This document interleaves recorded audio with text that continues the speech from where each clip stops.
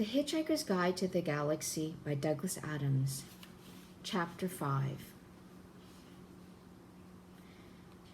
Prostetnik Vogon Jeltz was not a pleasant sight, even for other Vogons. His highly domed nose rose high above a small piggy forehead. His dark green rubbery skin was thick enough for him to play the game of Vogon civil service politics, and play it well, and waterproof enough for him to survive indefinitely at sea depths of up to 1,000 feet with no ill effects. Not that he ever went swimming, of course. His busy schedule would not allow it. He was the way he was because billions of years ago, when the Vogons had first crawled out of the sluggish primeval seas of Vogsphere and had lain panting and heaving on the planet's virgin shores, when the first rays of the bright young Vogsal sun had shone across them that morning, it was as if the forces of evolution had simply given up on them there and then and turned aside in disgust and written them off as an ugly and unfortunate mistake. They never evolved again. They should never have survived.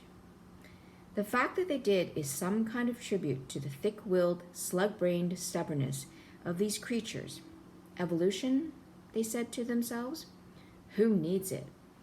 And what nature refused to do for them, they simply did without until such time as they were able to rectify the grosser anatomical inconveniences with surgery. Meanwhile, the natural forces on the planet Vogsphere had been working overtime to make up for their earlier blunder.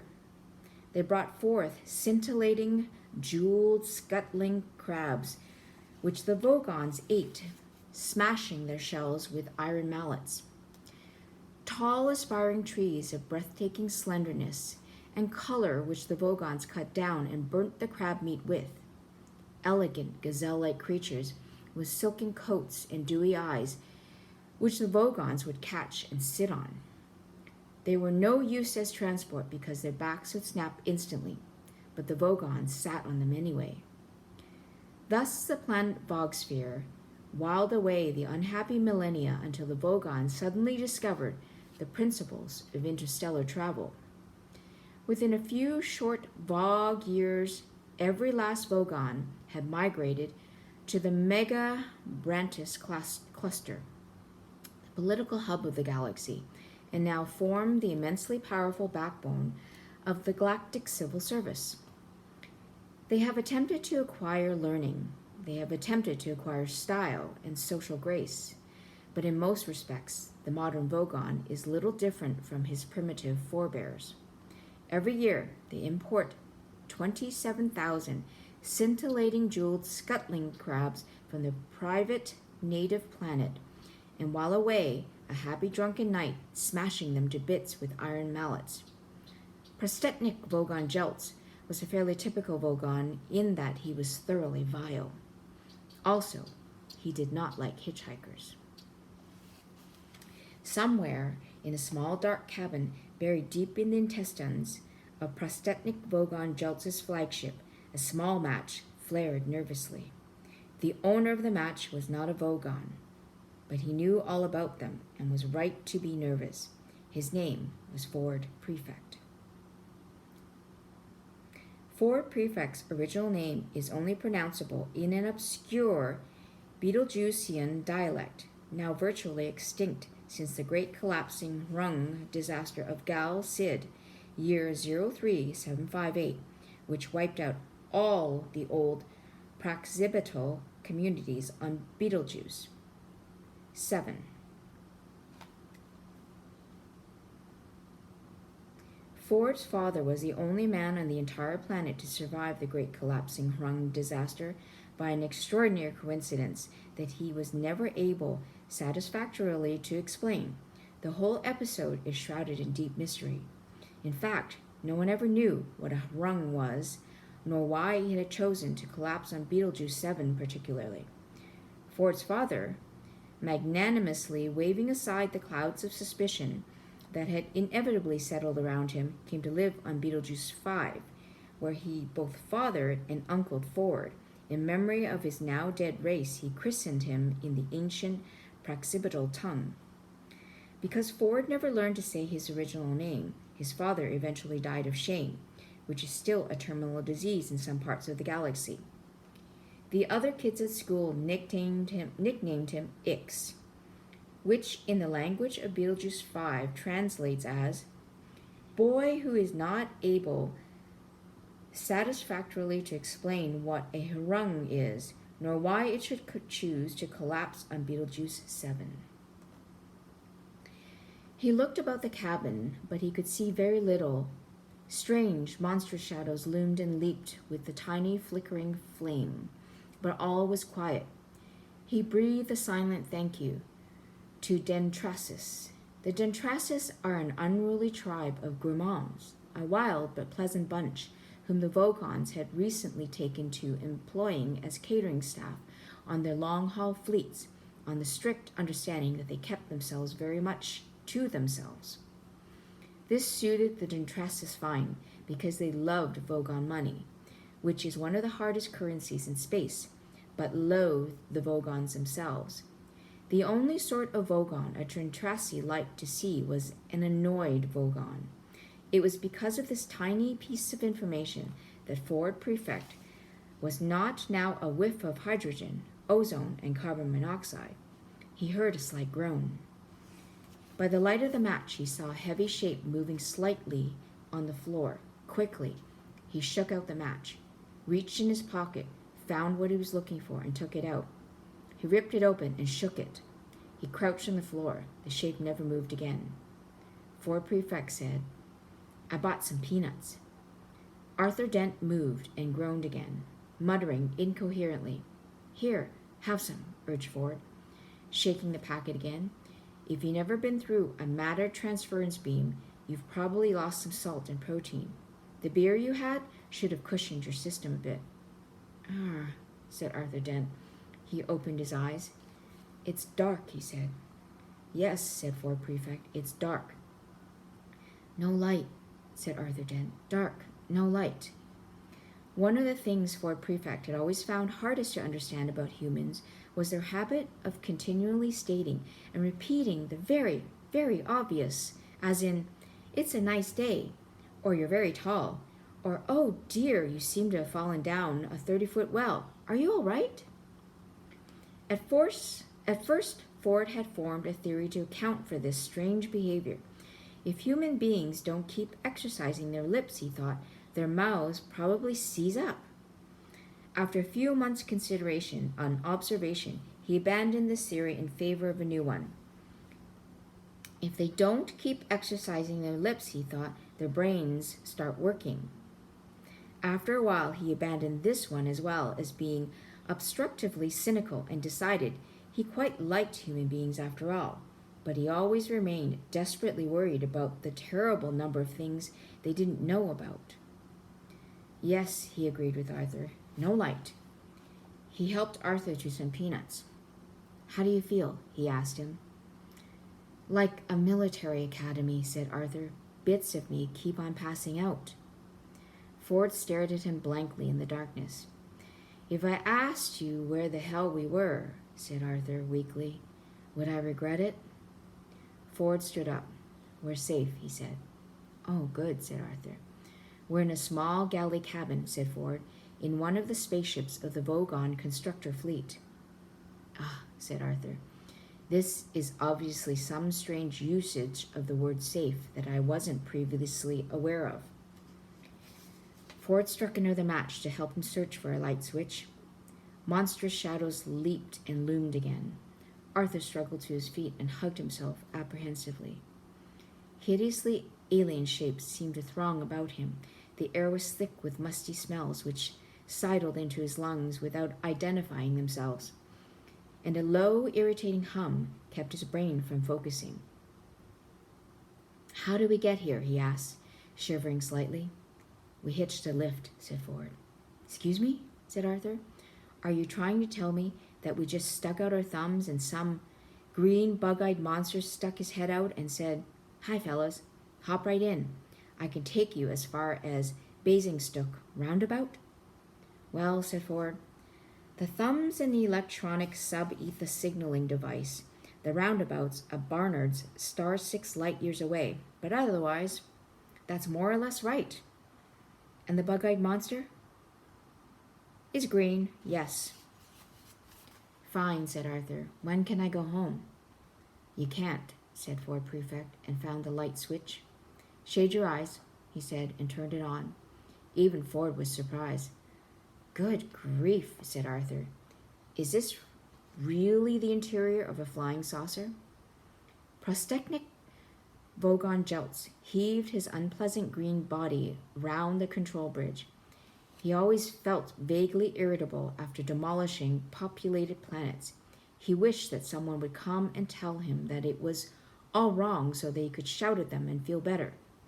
He flopped as heavily as he could onto his control seat in the hope that it would break and give him something to be genuinely angry about, but it only gave a complaining sort of creak. Go away, he shouted at a young Vogon guard who entered the bridge at that moment. The guard vanished immediately, feeling rather relieved. He was glad it wouldn't now be him who delivered the report they just received.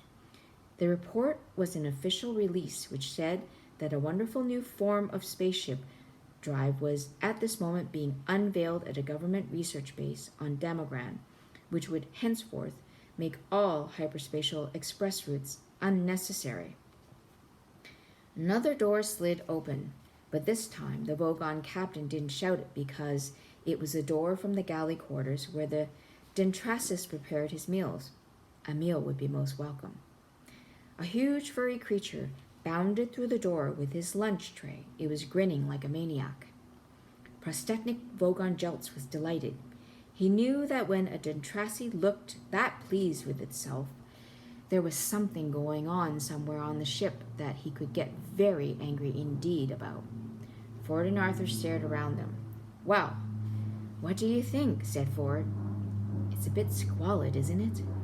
Ford frowned at the grubby mattresses, unwashed cups, and unidentifiable bits of smelly alien underwear that lay around the cramped cabin. Well, this is a working ship, you see, said Ford. These are the Dentrasi's sleeping quarters. I thought you said they were called Vogons or something. Yes, said Ford. The Vogons run the ship. The Dentrasis are the cooks. They let us on board. I'm confused, said Arthur. Here, have a look at this, said Ford. He sat down on one of the mattresses and rummaged about in his satchel. Arthur prodded the mattress nervously and then sat on it himself. In fact, he had very little to be nervous about because all mattresses grown in the swamps of Squornschellus Zeta are very thoroughly killed and dried before being put to service. Very few have ever come to life again. Ford handed the book to Arthur. What is it? Said Arthur. The Hitchhiker's Guide to the Galaxy. It's a sort of electronic book. It tells you everything you need to know about anything. That's its job. Arthur turned it over nervously in his hands. I like the cover, he said. Don't panic. It's the first helpful or intelligible thing anybody's said to me all day.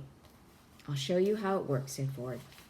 He snatched it from Arthur, who was still holding it as if it was a 2-week dead lark, and pulled it out of its cover. You press this button here, you see, and the screen lights up, giving you the index. A screen about 3 inches by 4 lit up, and characters began to flicker across the surface. You want to know about Vogons, so I enter that name. So his fingers tapped some more keys, and there we are. The words Vogon Constructor Fleets flared in green across the screen. Ford pressed a large red button at the bottom of the screen, and words began to undulate across it. At the same time, the book began to speak the entry as well, in a still, quiet, measured voice. This is what the book said. Vogon Constructor Fleets.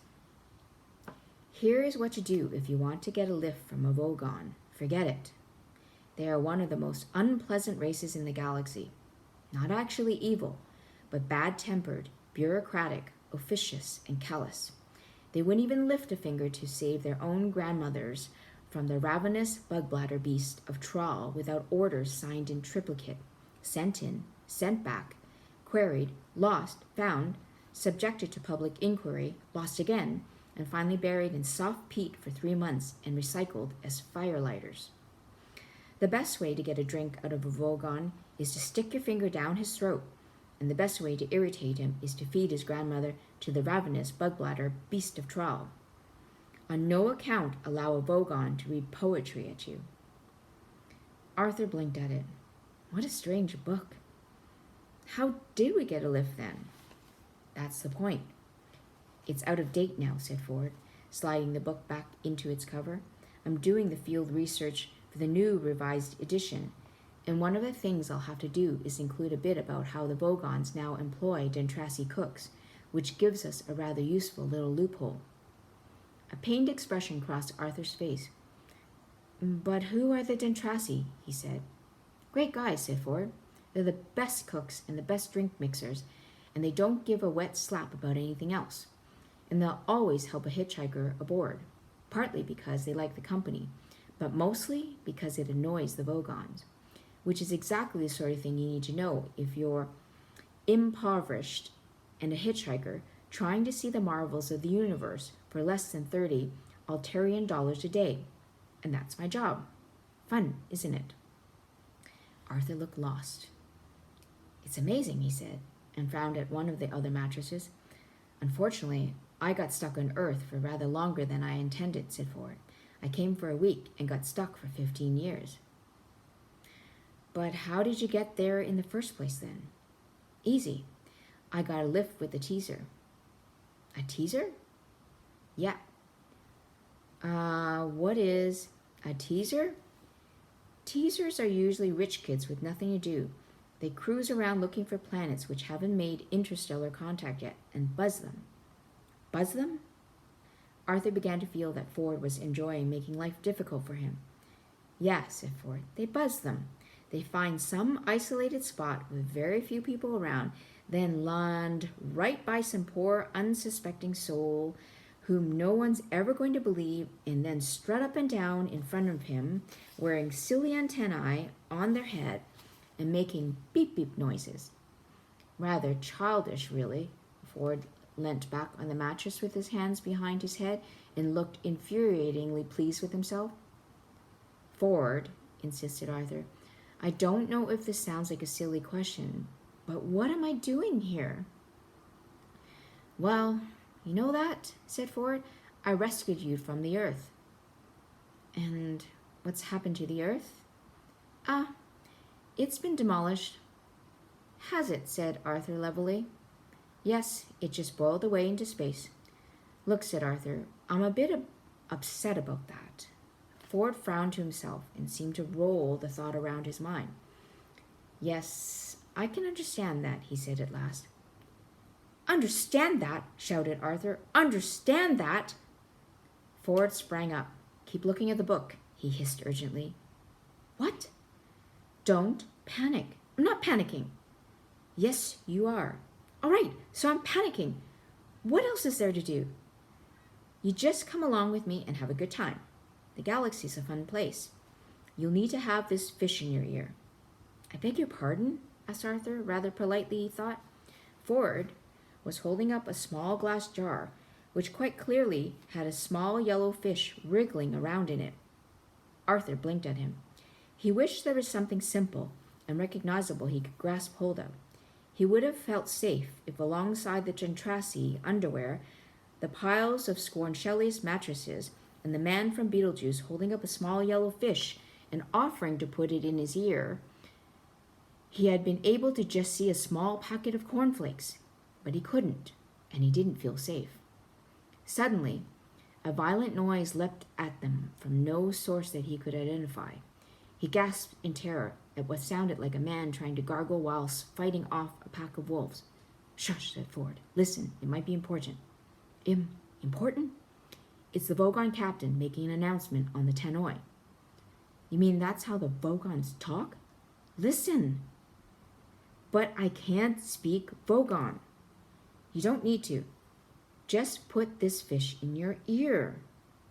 Ford, with a lightning movement, clapped his hand to Arthur's ear, and he had the sudden sickening sensation of the fish slithering deep into his oral tract.